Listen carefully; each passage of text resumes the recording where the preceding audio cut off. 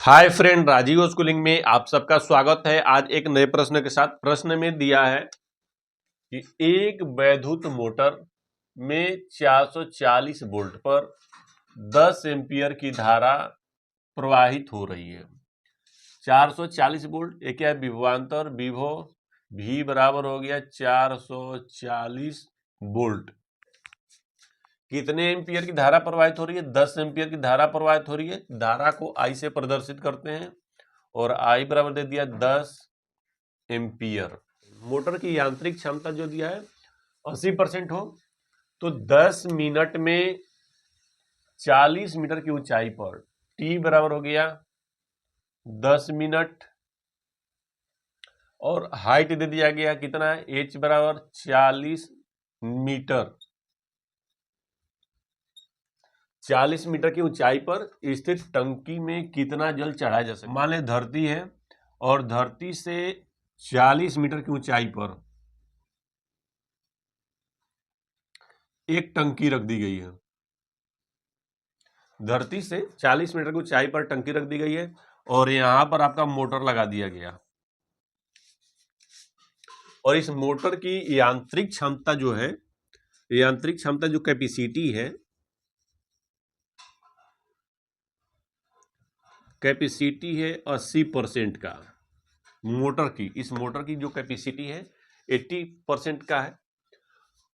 तो बोला कि टंकी में कितना जल चढ़ाएगा, यह मोटर जो है इस टंकी में कितना पानी भर पाएगा, इसकी मात्रा निकालना है कि द्रव्यमान पानी का कि कितने केजी पानी जाएगा। तो 40 मीटर की ऊंचाई पर जो टंकी है उसमें कितना जल ये मोटर चढ़ा सकता है, इसकी क्वांटिटी हमें ज्ञात करना है। और गुरुत्वीय त्वरण का मान दे दिया है G इक्वल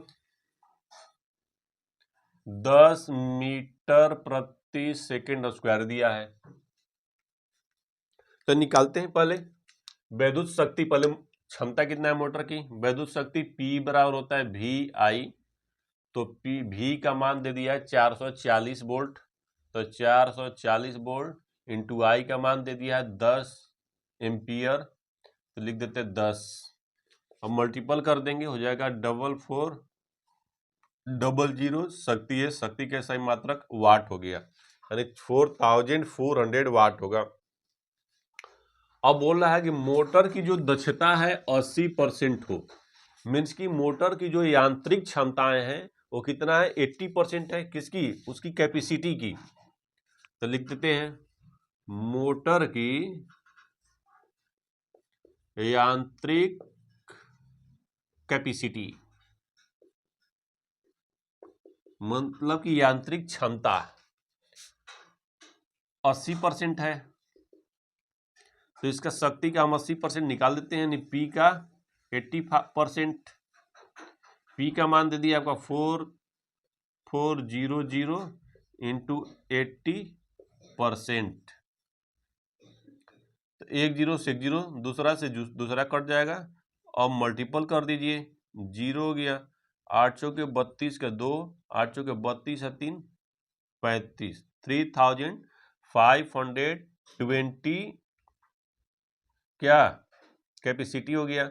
इस भी शक्ति है, इसका सही मात्रक भी वाट होगा।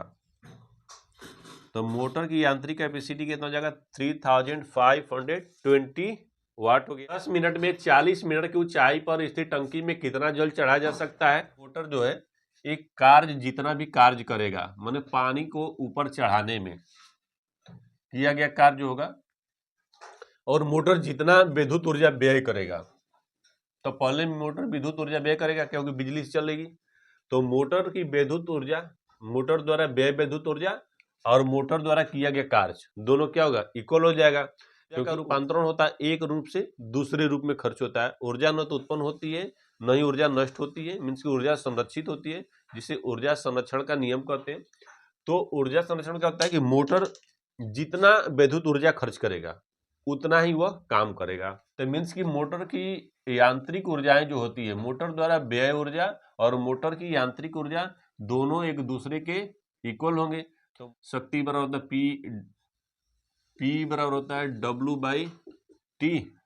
तो W इक्वल हो जाएगा विद्युत ऊर्जा बराबर P इंटू T। तो लिख देते हैं शक्ति into time, P into T हो गया। इसका द्रव्यमान m, g का मान आपका दे दिया 10, h का मान दिया 40 मीटर, रख देते हैं 40 मीटर।